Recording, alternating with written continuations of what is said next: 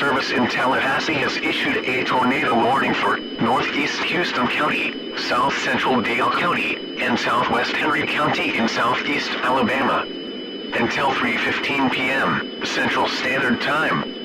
At 2:39 p.m. Central Standard Time, a confirmed tornado was located 9 miles southeast of Dothan, moving northeast at 45 miles per hour.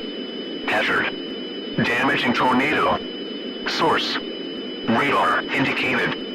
Impacts: flying debris will be dangerous to those caught without shelter.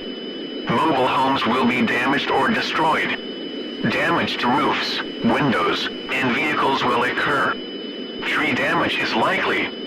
Locations impacted include Taylor, Rehoboth, Newton, Dothan, Kinsey, and Webb. To repeat, a tornado is on the ground. Take cover now. Move to an interior room on the lowest floor of a sturdy building. Avoid windows. If in a mobile home, a vehicle, or outdoors, move to the closest substantial shelter and protect yourself from flying debris.